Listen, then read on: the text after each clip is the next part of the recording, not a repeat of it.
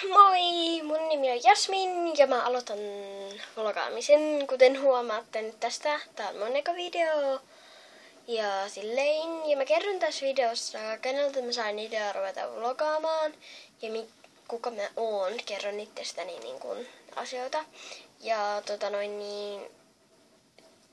mun pitää sanoa yksi juttu. Älkää häiriintykö siitä, kun mä kuvaan puhelimella, koska mulla ei ole kameraa, jolla kuvata videoita. Niin mä kuvaan puhelimella ja silleen.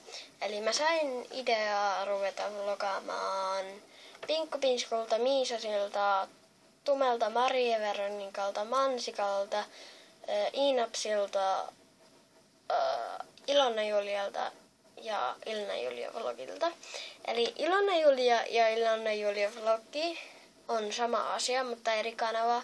Ja molemmissa on samat henkilöt, eli Ilona Juliassa Ilona ja Julia. Ja Ilona Julia vlogissa on Ilona ja Julia. Eli ne on niinku sama asia, mutta sinne tulee vähän erilaisia videoita sille, että menkää seuraan kaikkia noita, ketä mä sanoin.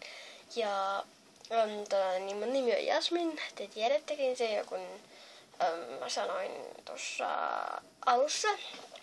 Mä oon 11-vuotias, meillä on 2 koiraa, mulla on 3 siskoa ja 1 veli. Mä asun Tampereella. Ja silleen mä en keksi muuta, mitä mä sanoisin, mutta kun tulee mieleen, mä sanoin jossain videossa.